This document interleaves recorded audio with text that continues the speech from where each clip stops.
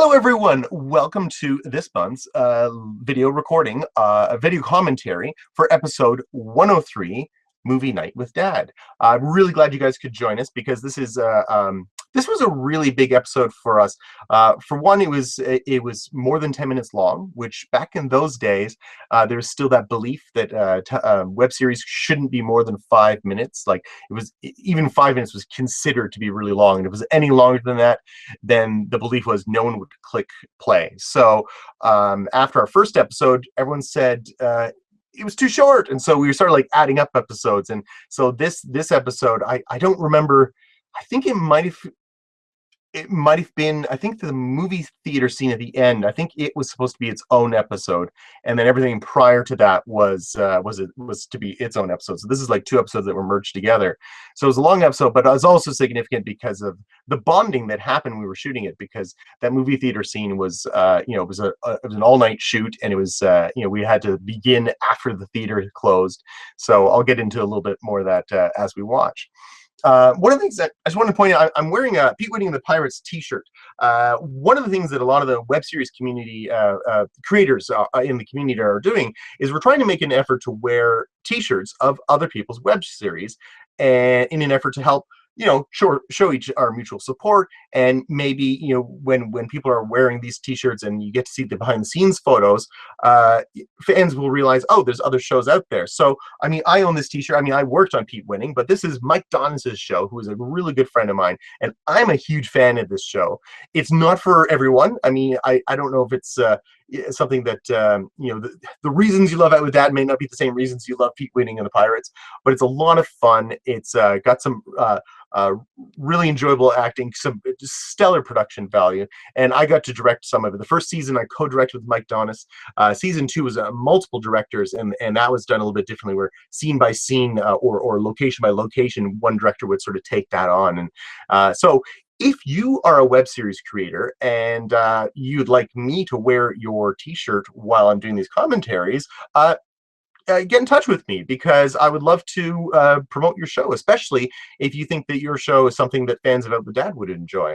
And if you are an audience, if you are a fan of another show, maybe tell that show that, hey, Jason might wear your t-shirt. So I just want to help support the community, and maybe others will, and maybe you'll be able to discover other great shows too.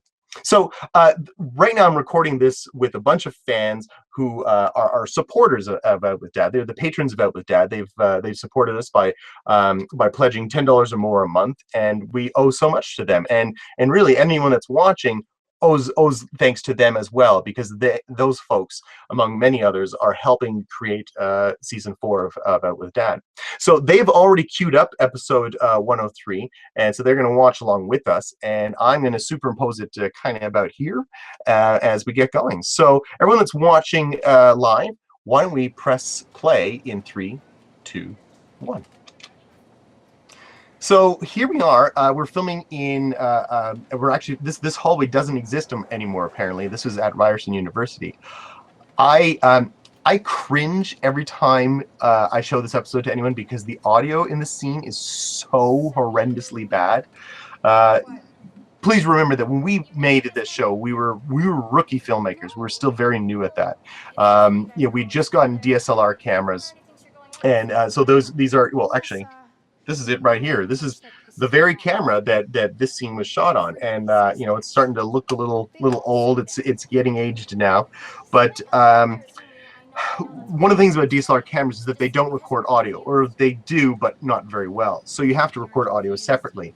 And so while we had separate audio gear, we didn't know where to put microphones. We only had one, so it was kind of like tucked away in the corner. And so when I watch the scene today, I cringe, because when people are introduced to Out with Dad for the first time, they're of course going to start at the beginning, and there's just so many cringe-worthy moments where I know I'm a better filmmaker than that. All of us are better filmmakers, and I know Lindsay and Kate and all the other actors, they sort of cringe at their performances. I think these guys do a fine job here. one of the things I was trying to convey in this scene when I wrote it was this notion that Rose and Kenny, they're always confused for being a couple. I don't know if that ever really came across very loudly, very clearly in the story, because that was the thing when I was in high school. I had lots of friends who were girls, and everyone just assumed that we were a couple. And I remember I found that very, very frustrating, very upsetting. So I wanted to include that in Out with Dad. So now we're on to the subway, and we filmed this very late at night, and we just went on I think it was like a Monday night, and we all met up, and there's Kara sitting there in the pink jacket, and Sarah Joy Bennett, who's a very dear friend of mine, and she's an amazing singer and actor. So we shot this scene without any dialogue, and it was really nice, a very exciting opportunity to do a silent scene. It also made it easier to film in a public place because we did. Oh, that's my wife, by the way, talking to Eric, who would later produce season 2. Oh, he produced the season as well, and he's our quite the audio guy now. So yeah, we sort of populated the whole area with friends and family to block off our own area. In fact, actually, the funny thing is the head right behind Kara, that's Eric again. He just moved over and put on my hoodie. And that poster there, that is actually, the funny thing is there's a picture of Will Conlon. That's a poster for the project we did together beforehand, before Out with Dad, called Mobius. And so we were just basically getting off subways and moving on to other subways. We just taped that back up so we had that continuity in each shot. So it was a lot of fun to film. It only took about an hour. But the music in that scene, it was actually Adrian Ellis. He actually met a young girl who is a harpist, and she was playing the harp live. It was really, really beautiful. Do you need a permit to film on the subway?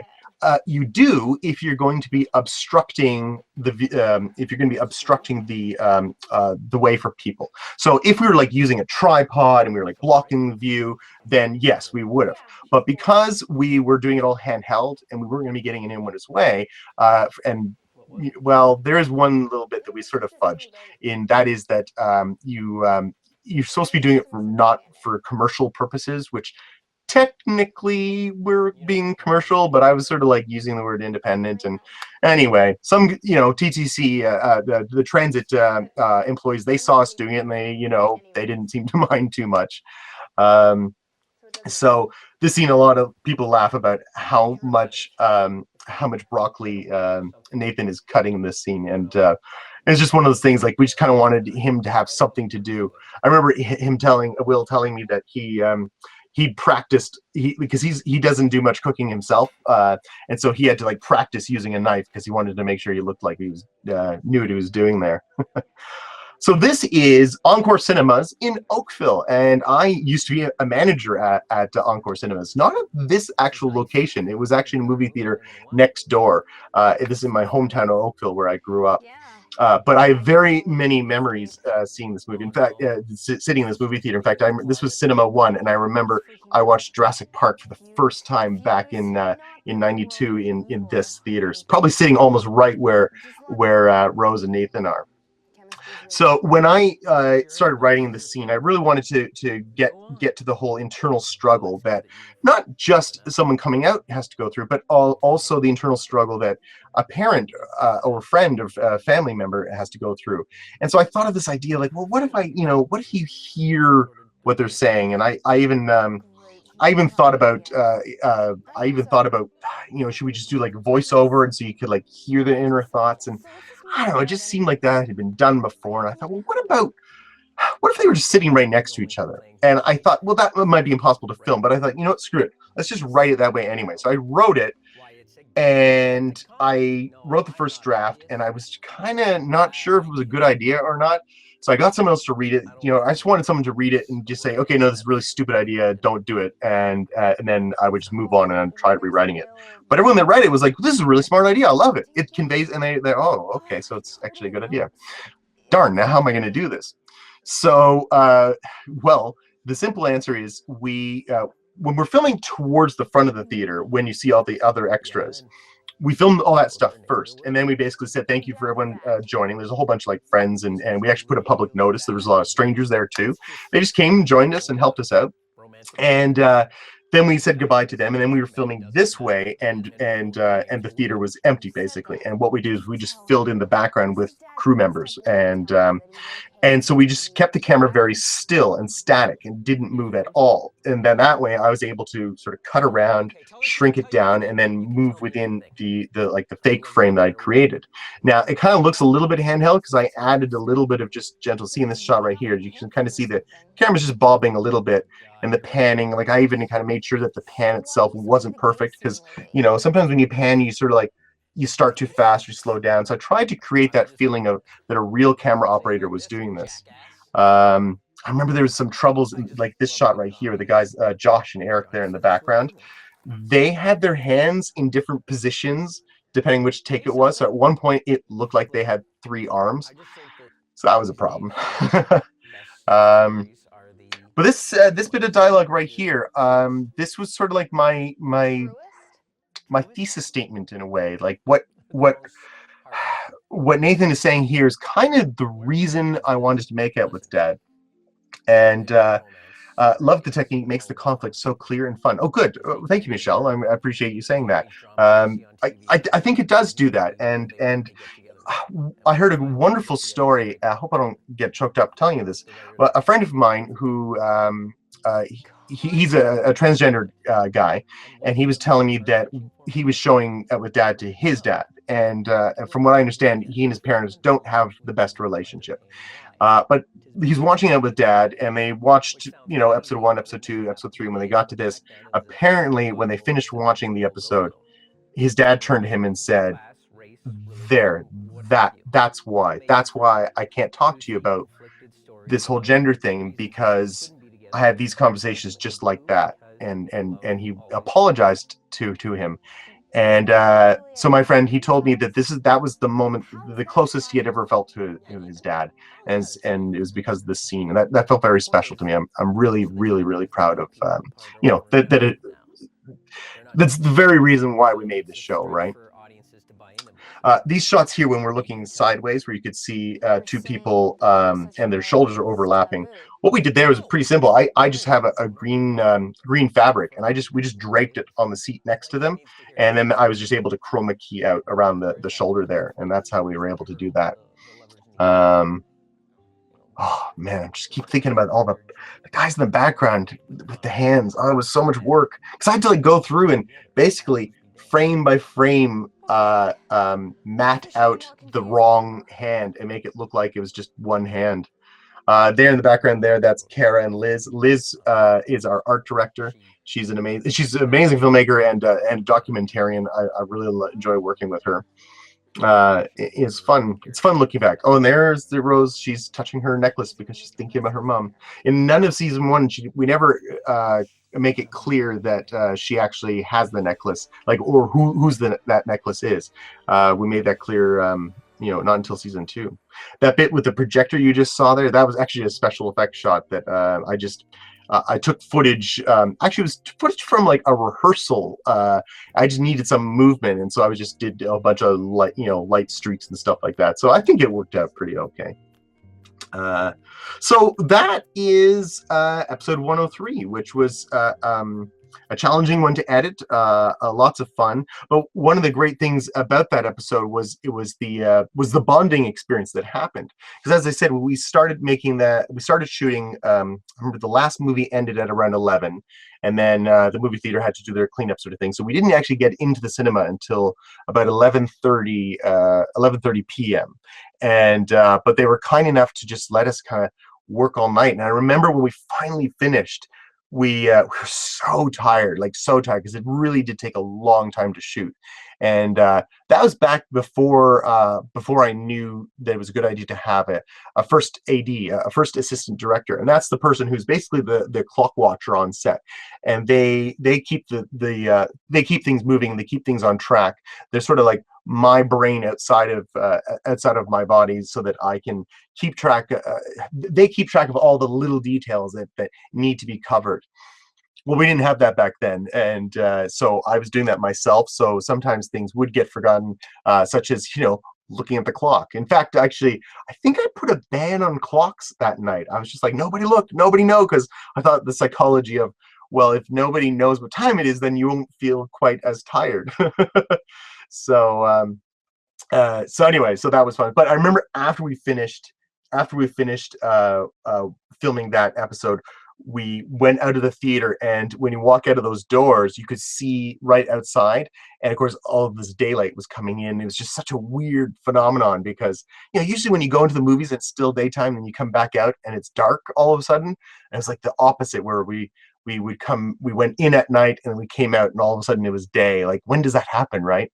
I remember Kate telling the story, and I think she wrote a blog about this.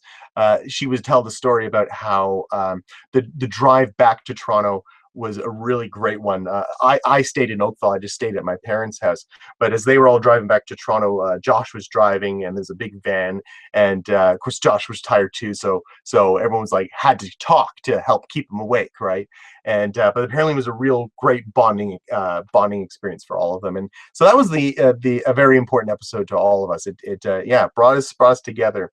And I think it's also the episode that Adrian Ellis says is the episode, that movie scene in particular is the scene where like the sort of like the means to which to score this show clicked for him. And it's like we had our musical language figured out.